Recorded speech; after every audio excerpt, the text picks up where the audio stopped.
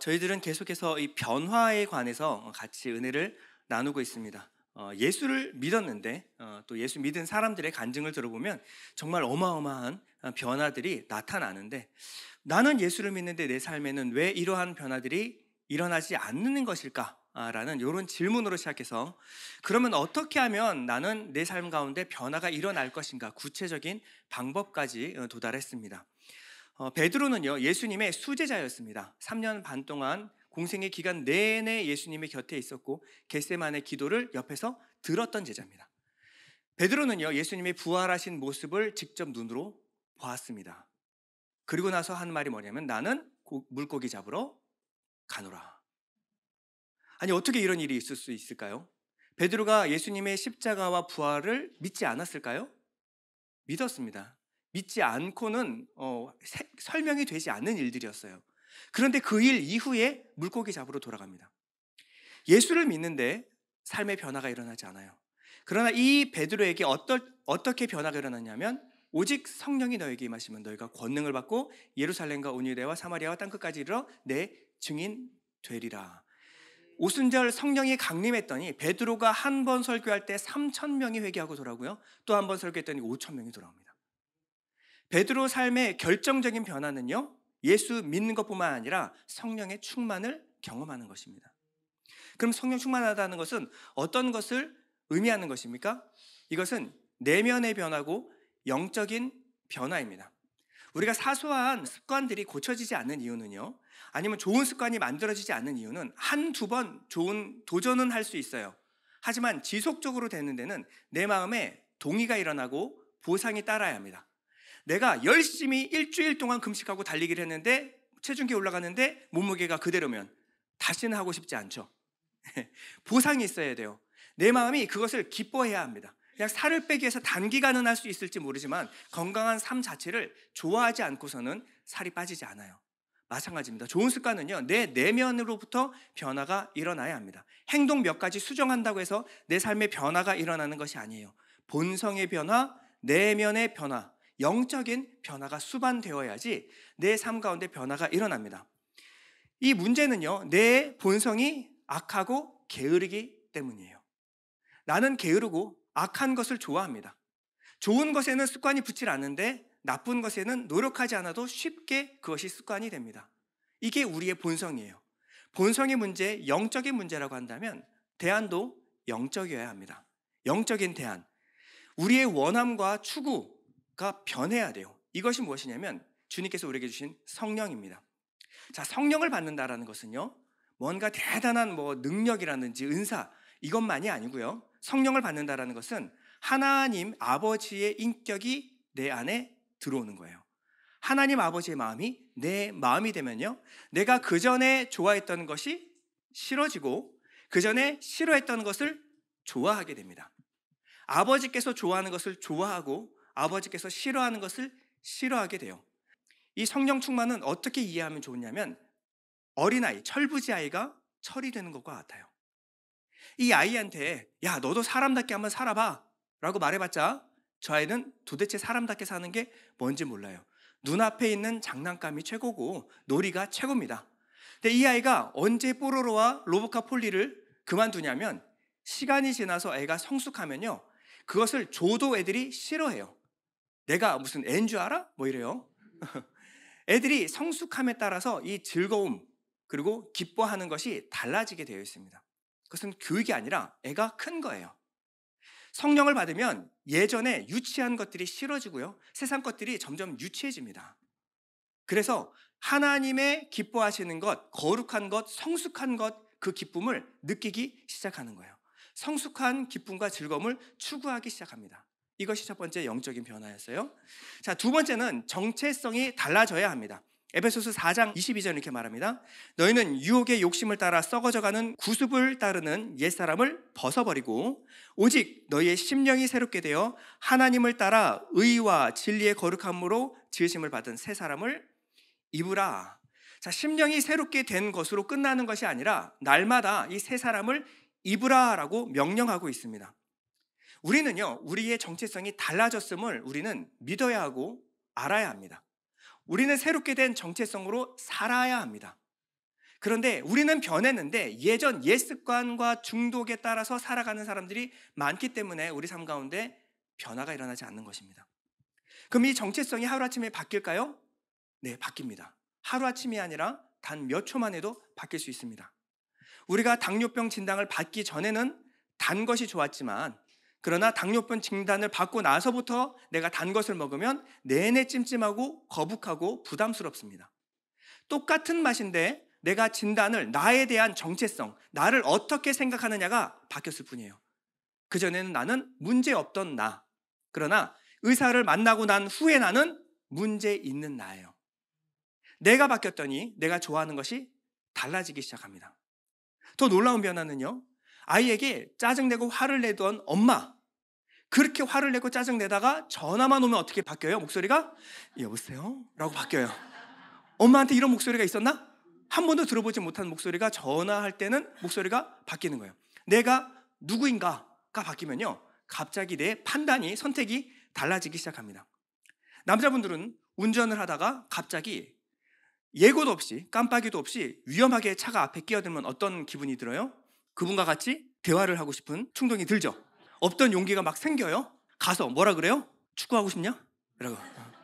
아니, 깜빡이도 없이 끼어들길 축구하고 싶은 줄 알고 이렇게 물어보고 싶어요. 근데 이게 내려갔는데 우리 교인이에요. 우리 집사님이에요. 그러면 어떻게 해요? 갑자기 태도가 확 바뀝니다. 아이고 집사님, 할렐루야. 아이고 주여 죽겠네. 생명 죽게 있네. 할렐루야. 이렇게 바뀌어요. 믿음이 참 대견하십니다. 뭐 이렇게 갑자기 바뀌어요. 내가 누구인가가 달라지면요, 선택이 달라집니다. 똑같은 상황이라도 나는 누구인가가 달라지면요, 이 선택이 달라지게 돼요. 자, 정체성이 달라지면요, 선택이 달라집니다. 자, 이것이 반복이 되잖아요. 정체성이 달라지고 선택이 변화가 되면 그것이 습관이 됩니다. 이 습관이 지속되면요, 내 인생이 달라지기 시작합니다. 자, 변화의 시작은 영적인 거예요. 이 영적인 변화는 내 정체성의 변화를 일으키고, 이것은 내 선택의 변화를 반드시 갖고 옵니다. 좋아하는 것과 싫어하는 것이 달라지고 내가 누군가의 정의가 달라지면요, 선택이 바뀌어요. 근데 이것이 매일매일 반복이 되면요, 이것이 습관이 되고, 이 습관은 결국 내 인생을 바꾸게 되어 있습니다. 나는 누구인가? 이것은요, 내 상태와 상관없는 믿음의 싸움입니다. 시편 2편 7절에 이렇게 말합니다. 내가 여호와의 명령을 전하노라. 여호와께서 내게 이르시되 너는 내 아들이라. 오늘 내가 너를 낳았도다. 여러분, 말씀 앞에 서면요, 지금 내 상황과 형편 상관없이 하나님의 명령이 떨어집니다. 너는 내 아들이다. 오늘 내가 너를 낳았다. 그러면 이 오늘은요, 하나님의 아들로 살아가는 것입니다. 예전에 나는 죽었습니다. 나는 죄사함 받았습니다. 나는 구원받았습니다. 나는 새롭게 변화되었습니다. 나는 하나님의 자녀입니다. 이러한 정체성으로 살아가는 삶의 하루는요, 달라집니다. 예수님의 40일 광야 시험은요, 이 정체성에 관한 시험이었고 도전이었습니다. 사단 마귀가 예수님께 와서 말합니다. 내가 만일 하나님의 아들이거든. 내가 만일 하나님의 아들이거든. 첫 번째, 돌을 들어 떡이 되게 하라. 무슨 시험입니까? 네 능력으로 너를 증명하라 라는 거예요. 기적으로, 능력으로 너를 증명하라. 네가 만약 하나님의 아들이면 능력으로 증명해봐. 두 번째 시험입니다. 성전에서 뛰어내려라. 그러면 하나님께서 너를 받쳐주실 것이다. 많은 사람들 앞에서 이 일을 행하면 많은 사람들이 너를 하나님의 아들로 인정하게 될 것이다. 두 번째 시험은요, 기적으로 너를 증명하라. 기적으로 수많은 사람 앞에서 기적을 베푸음으로 말미암아 네가 하나님의 아들임을 네가 증명해내라. 세 번째 시험은요, 내게 절하라. 그러면 내가 세상의 모든 권세와 명예를 내가 너에게 주겠다. 세 번째 시험은요, 내 세상의 모든 권세와 명예를 가지고 네가 하나님의 아들임을 증명하라 라는 거예요. 자, 세 가지는 정체성의 문제였습니다. 네가 만일 하나님의 아들이거든 능력으로, 기적으로, 세상 권세와 명예로 증명해라. 예수님은요, 이런 지하에 거절하셨어요. 왜요? 예수님은 증명하실 필요가 없었습니다. 예수님은 하나님의 아들이십니다. 예수님은 능력과 기적, 세상 권세, 명예가 없어도 가난한 목수의 아들로 태어나도, 그리고 양 밥통에서 태어나도, 그리고 죄인들과 어울려도 예수님은 하나님의 아들이십니다. 그것은 증명의 문제가 아니라 그 정체성, 믿음의 문제예요. 예수님은 절대 믿음이 흔들리지 않았습니다. 여러분, 이게 뭐죠? 제가 뭐 맨날 이미테이션만 갖고 다니니까 이것도 가짜라고 생각하시는 분인데 진짜입니다. 진짜 돈이에요. 요거 갖고 싶으신 분 계십니까? 네, 우리 권사님. 자, 요거를 제가 꾸겼어요. 형편없죠? 네. 요거 여전히 갖고 싶으세요? 그래요? 제가 놓고 자 밟았습니다. 쓰레기가 됐어요. 자, 갖고 싶으신 분. 네. 왜요? 가치가 변하지 않아요. 마찬가지입니다. 예수님은요 40일 동안 줄여도 하나님의 아들입니다. 예수님은 가난한 목수의 아들로 태어나도 하나님의 아들입니다. 예수님은 배신을 당하셨지만 하나님의 아들이셨고요, 버려지셨고 짓밟히셨지만 하나님의 아들이었어요. 여러분요, 그 예수께서 여러분 안에 계십니다. 여러분은 하나님의 아들이 되었습니다. 여러분들의 형편과 상황과 아무 상관이 없어요. 여러분들은 하나님의 아들입니다. 사단 마귀는요 와서 여러분들을 시험해요. 네 지금의 형편을 봐, 네 꼬라지를 봐, 네 처지를 봐, 네가 어디를 봐서 하나님의 아들이야? 여러분 속지 마십시오. 하나님의 아들입니다. 이것은 믿음의 싸움이에요. 하나님 말씀하십니다. 오늘날 내가 너를 낳았도다. 나는 줄여도 가난해도 하나님의 아들입니다. 나는 사람에게 배신을 당해도 버려져도 짓밟혀도 나는 하나님의 아들입니다.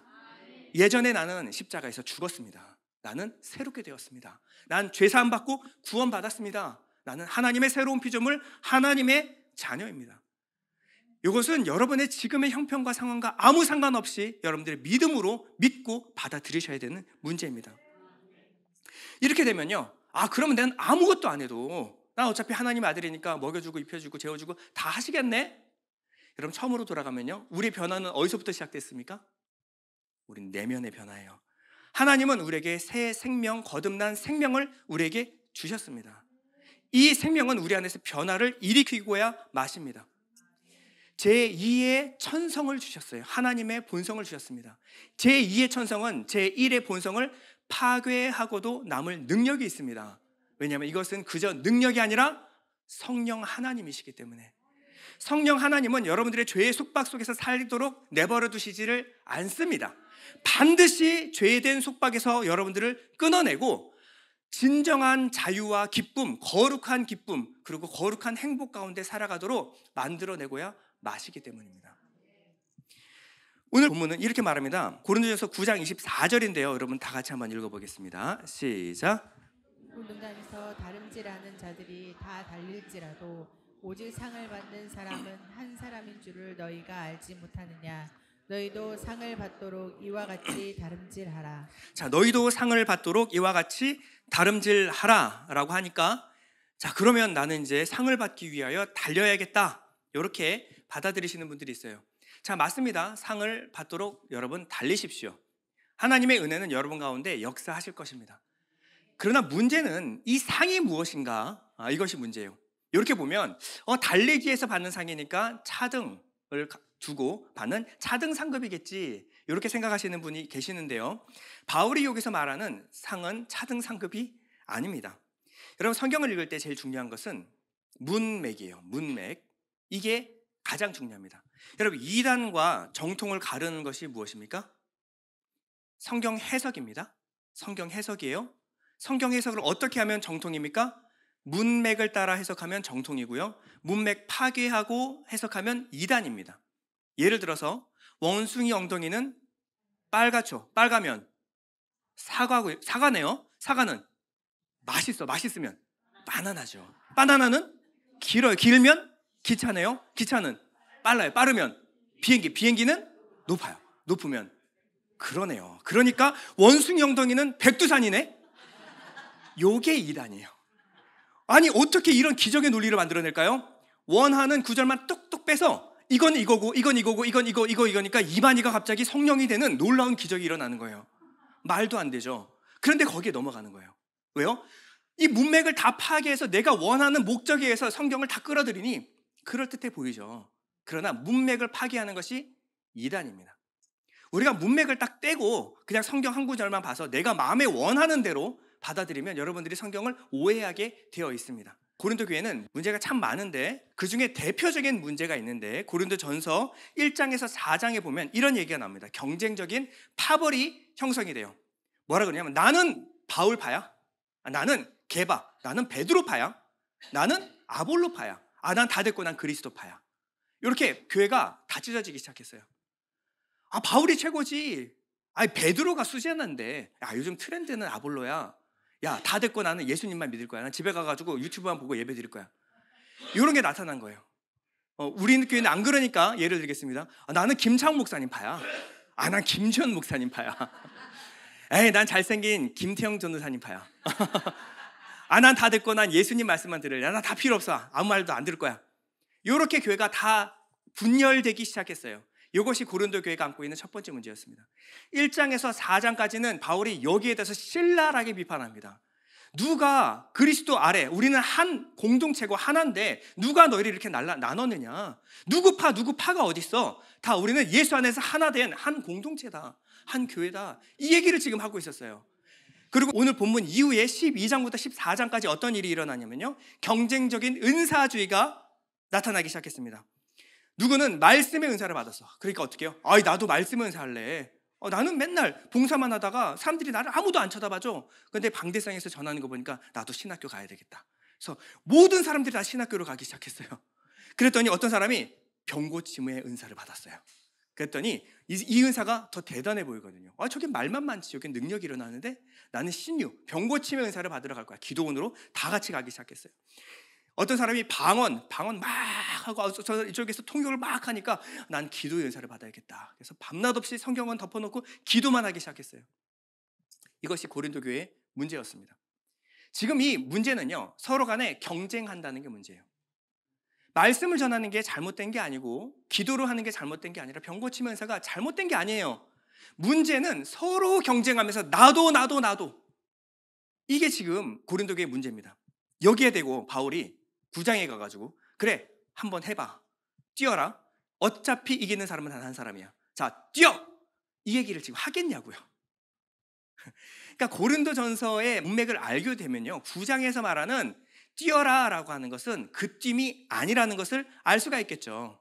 본문에 보면요, 이렇게 나오고 있어요. 상을 받는 사람은 오직 한 사람밖에 없다. 고린도서 9장 24절입니다. 운동장에서 다름질하는 자들이 다 달릴지라도 오직 상을 받는 사람은 한 사람인 줄을 너희가 알지 못하느냐? 너희도 상을 받도록 이와 같이 다름질하라. 자, 누구만? 단 한 사람. 그 사람이 나의 길을. 예수고 바울이고 모세고 다윗이고 다 제쳐두고 나는 내가 받아야겠다. 그래서 그들과 경쟁해서 뛰라고 바울이 지금 그런 얘기를 하고 있는 걸까요? 상 받는 사람은 어차피 뛰어도 상은 누가 받아요?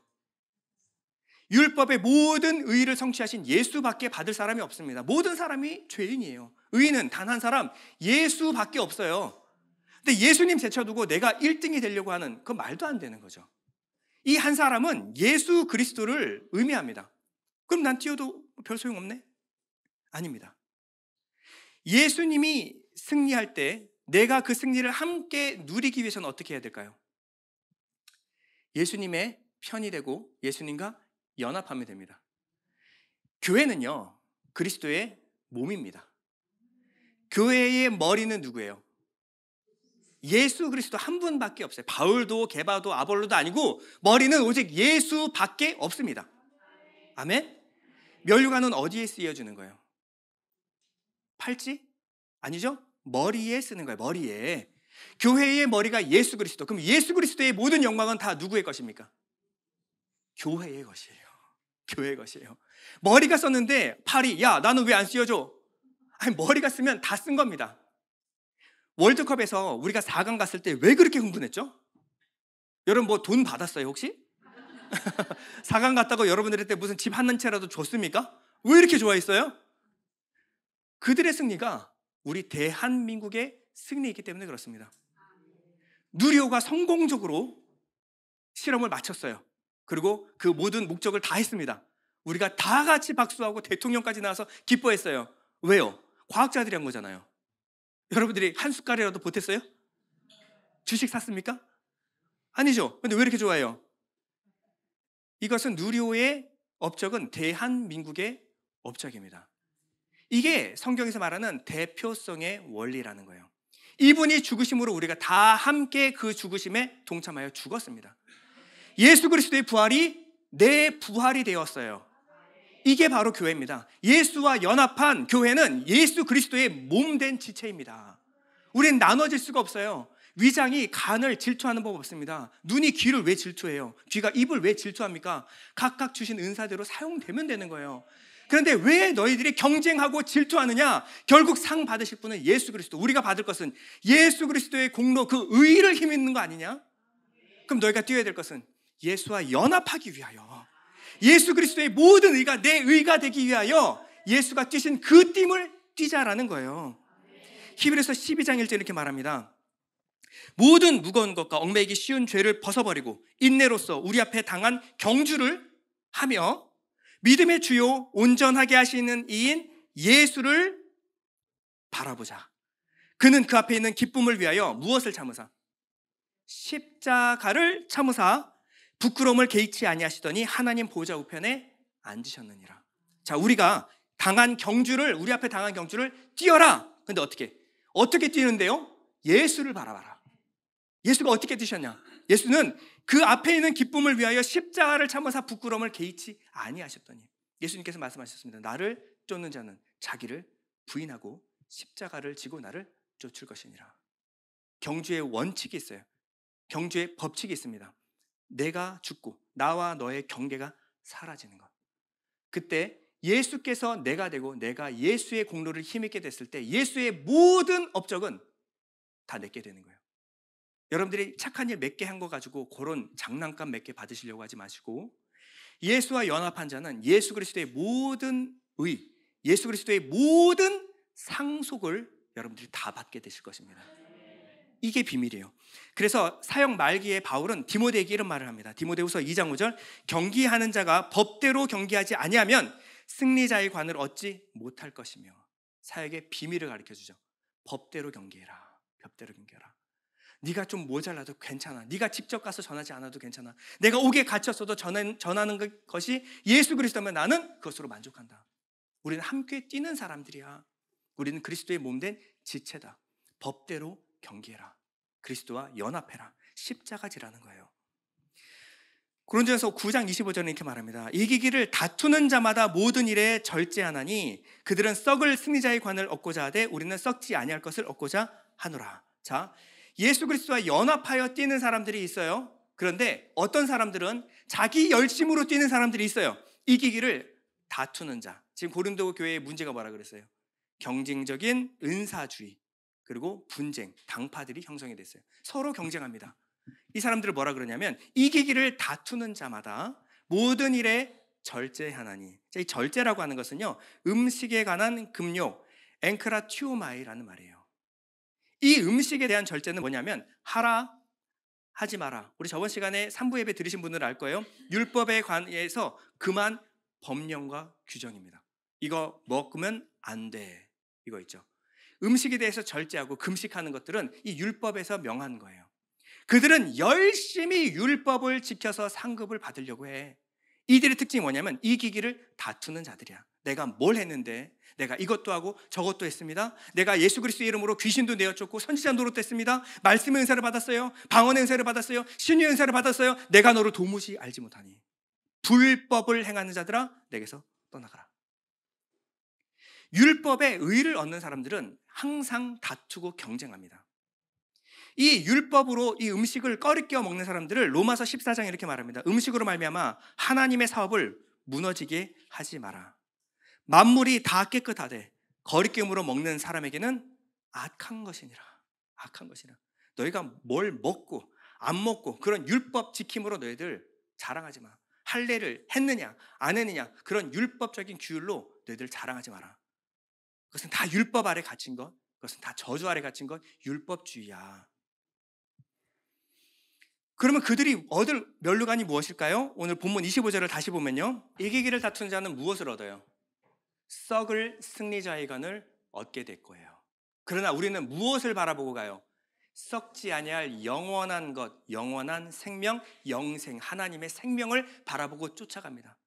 부활 생명, 그것을 바라보고 예수께서 그 모든 십자가의 부끄러움을 개의치 아니하시고 그 고난을 짊어지고 십자가를 지고 가신 거예요. 우리는 썩지 아니할 영원한 것을 얻으려고 우리가 달려간다. 예전에 로키라는 영화를 보시면요, 계단에서 막 이 사람이 뛰어요. 그래서 그 계단을 처음에는 숨이 가빠서 못 올라다가 마지막 이 훈련하고 단련하고 난 뒤에는 계단 위에서 승리의 퍼포먼스를 합니다. 뭐예요? 로키의 머릿속에는 이김과 승리, 영광에 대한 그림이 확실하게 그려졌어요. 나의 승리는 이것이다. 그래서 그 계단을 오르고 난 뒤에 마지막 어떻게 해요? 그 승리의 퍼포먼스를 이미 하는 것입니다. 여러분들은 천국에 가서 얻을 상과 완전한 영광, 그 승리의 순간을 여러분들이 기억해야 합니다. 여러분 정확하게 그 그림을 그릴 수 있어야 돼요. 그것이 없으면 여러분 가운데 소망이 생기지 않고 동기부여가 되지 않습니다. 바울은요, 누구보다도 율법의 의로 하나님께 인정받기 위해서 열심히 했던 사람이었습니다. 바울보다 잘한 사람이 있을까요? 율법의 의로는 흠이 없다. 태어난 지 8일 만에 할례를 쟁하고 내가 태어나서부터 지금까지 율법을 어긴 적이 없다. 율법을 지키기 위해서 최선을 다했어요. 그런데 예수 그리스도를 만나는 순간 율법의 모든 의로는 의로움을 얻을 수 없음을 깨달았어요. 오직 예수 그리스도를 믿음으로 말미암는 하나님의 의만 하나님께서 인정해 주시는 것을 깨닫고 나선 거기서 돌아서기 시작했습니다.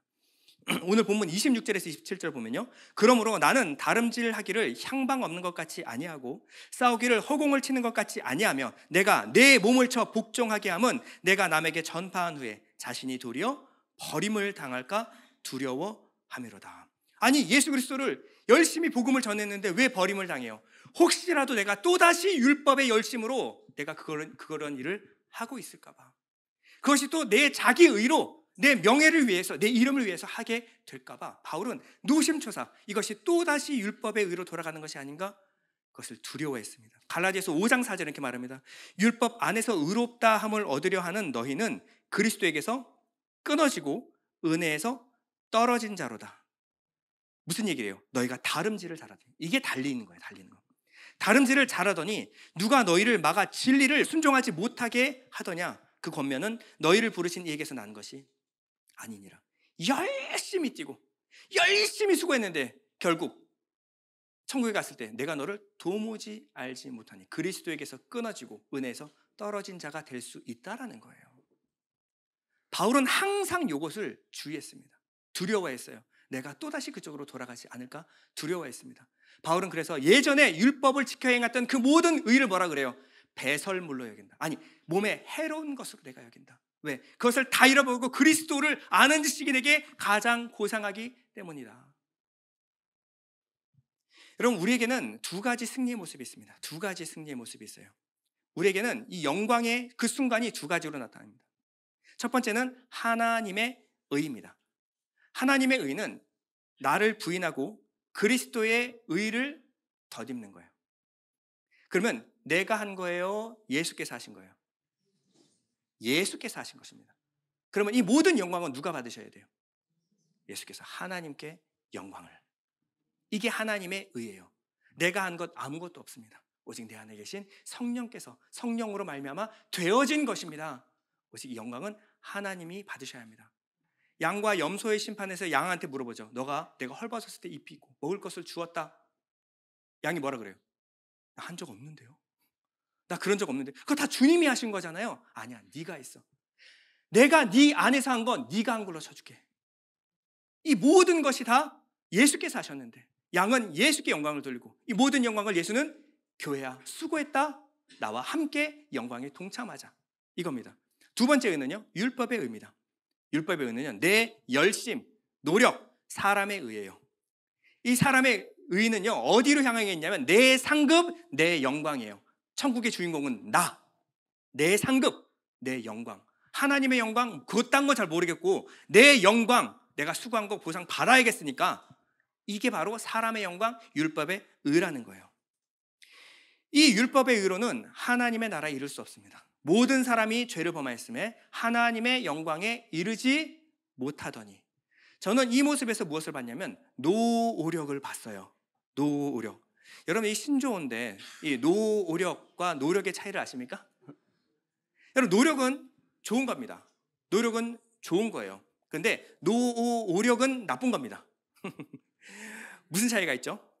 자, 노력은요, 우리가 할 수 있는 한도 내에서 최선을 다하는 거라고 한다면, 노력은요, 노력보다 더 큰 노력이에요. 뭐냐면 아무리 열심히 노력해도 얻을 수 없는 것을 얻으려고 애쓰는 그 노력을 노오력이라고 하는 거예요. 여러분, 지금의 한국 사회는요, 성공할 수 있는 기회와 자리가 제한적입니다. 예전에 노력했던 그 똑같은 노력으로 그 자리에 갈 수가 없게 돼버렸어요. 이제는 금수저, 흙수저부터 시작해가지고 이제는 그 자리가 취업의 자리가 너무 좁아요.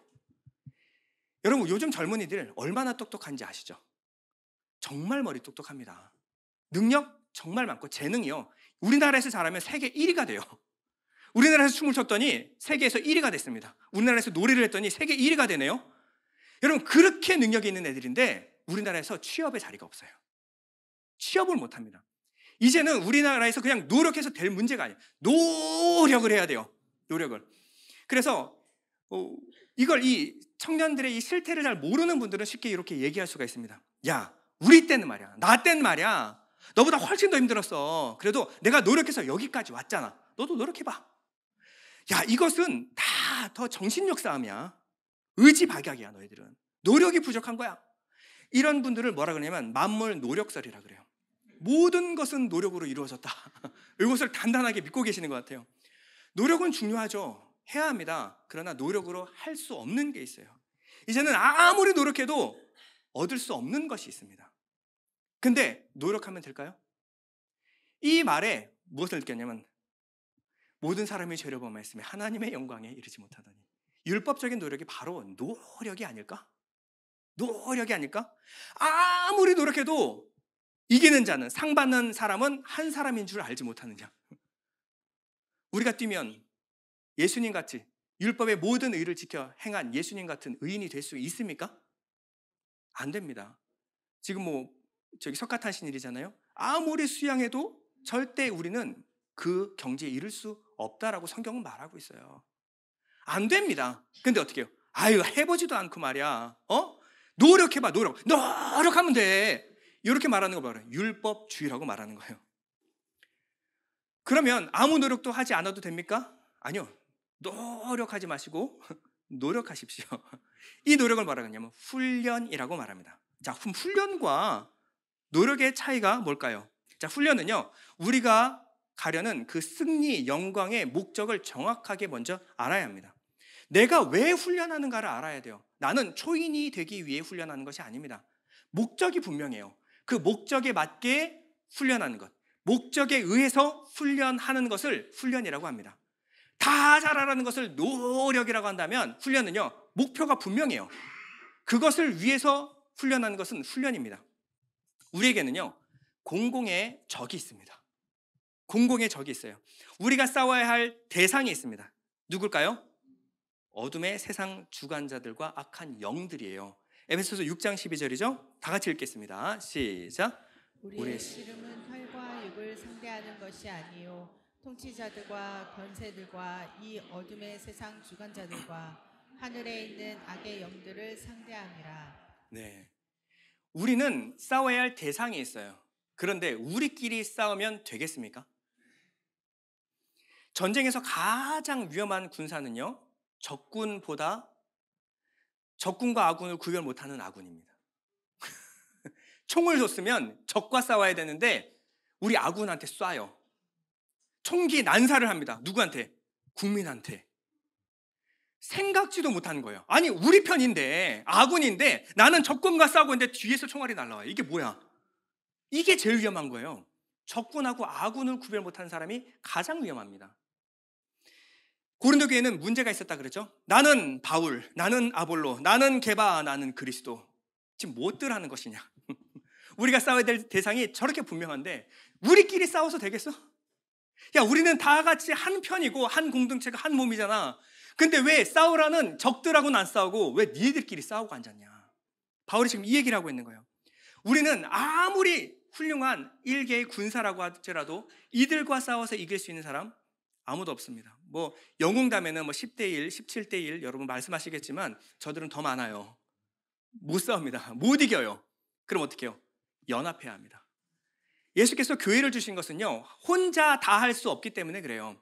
이 사람은 이 은사로, 이 사람은 이 은사로, 이 사람은 이 은사로 부르셨어요. 한 사람이라도 없으면 우리가 싸울 수가 없어요. 우리는 한 지체를 다 귀하게 여길 수 있어야 합니다. 고린도서 12장 19절 이렇게 말합니다. 지체는 많으나 몸은 하나라. 몸 가운데서 분쟁이 없고 오직 여러 지체가 서로 같이 돌보게 하셨느니라. 만일 한 지체가 고통받으면 모든 지체가 함께 고통을 받고 한 지체가 영광을 얻으면 모든 지체가 함께 즐거워하느니라. 너희는 그리스도의 몸이요 지체의 각 부분이라. 이게 12장의 결론이에요.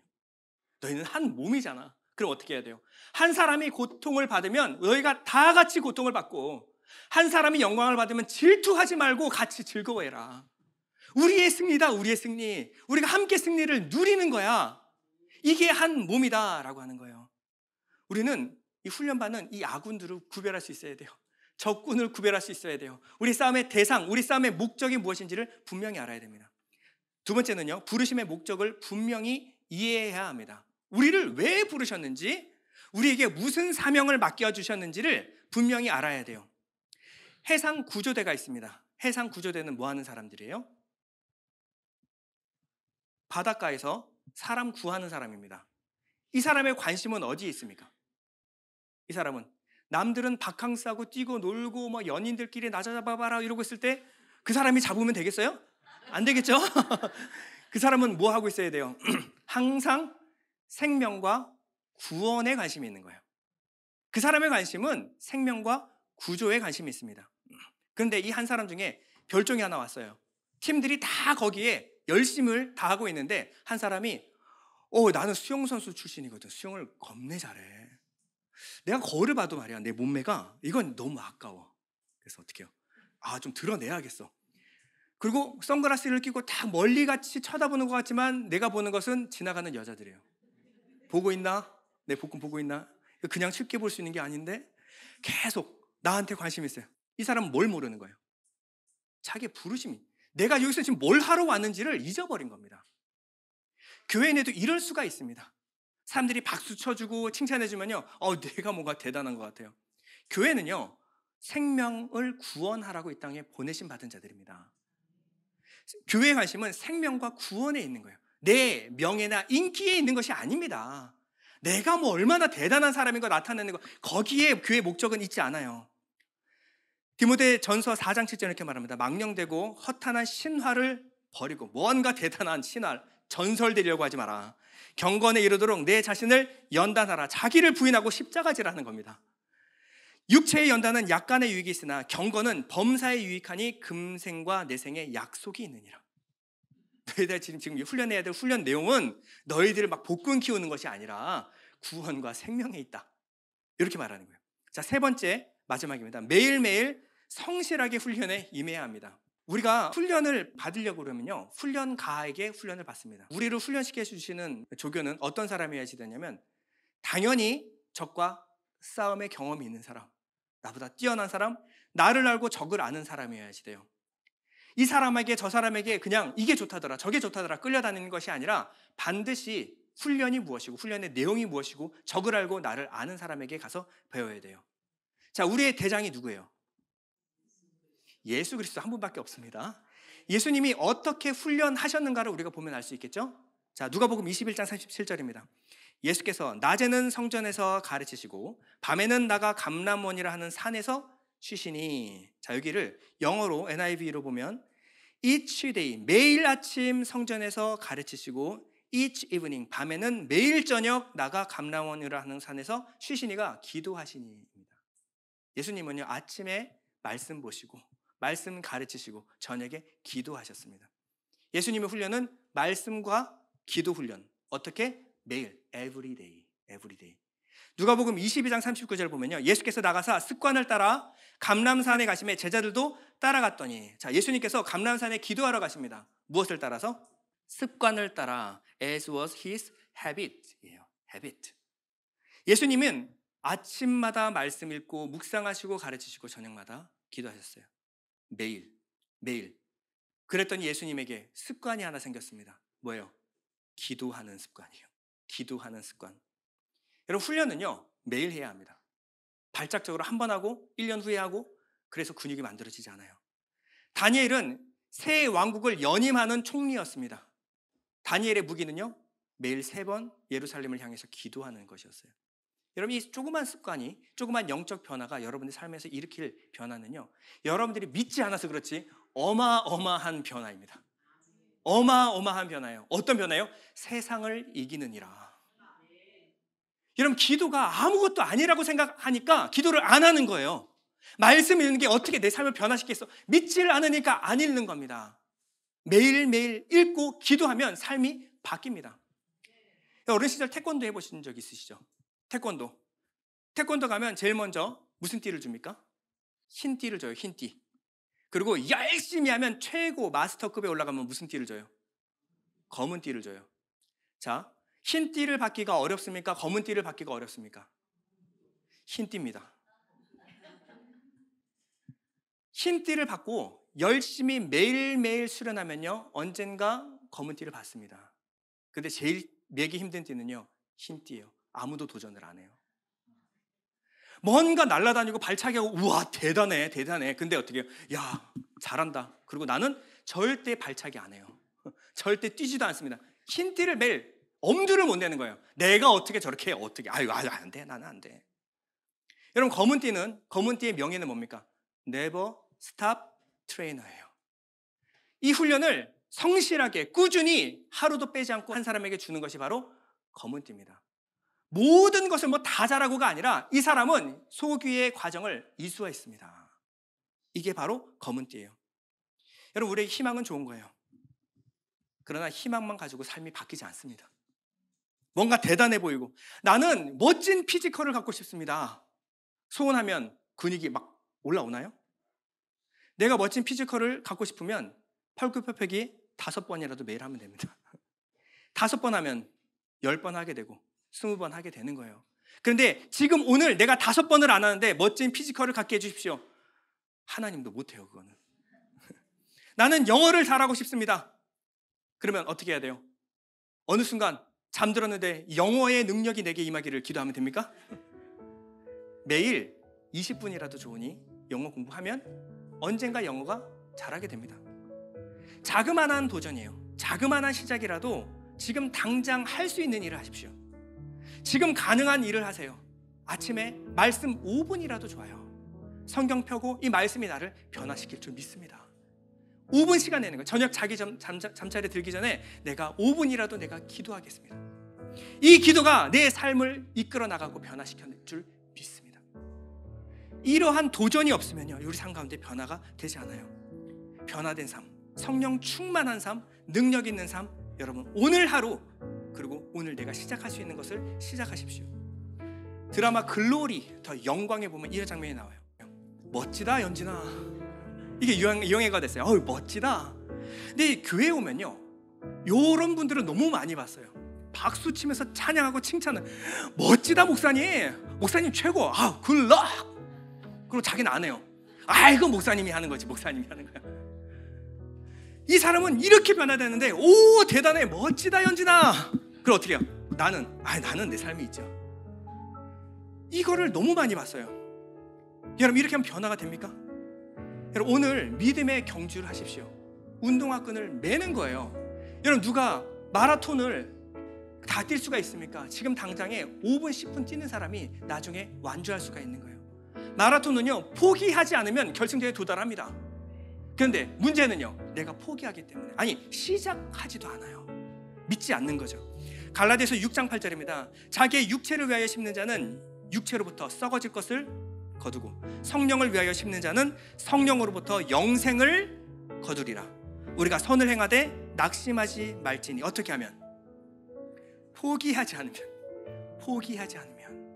때가 이름에 거두리라. 우리 잠시 눈을 감을 텐데요. 하나님, 이 변화, 영적인 변화, 성령 충만함으로 말미암아 일어나는 이 변화들을 우리가 들었습니다. 그러나 하나님, 내가 도전하지 않으면, 내가 믿지 않으면, 내가 시작하지 않으면 아무런 변화도 일어나지 않는 줄 믿습니다. 주님, 내가 시작하기로 합니다. 단 5분이라도 좋으니 말씀의 능력을 믿습니다. 단 5분이라도 좋으니 이 기도가 내 삶을 변화시킬 줄 믿습니다. 하나님, 내가 시작하겠습니다. 나를 변화시켜 주옵소서. 우리 한번 더 기도하겠습니다.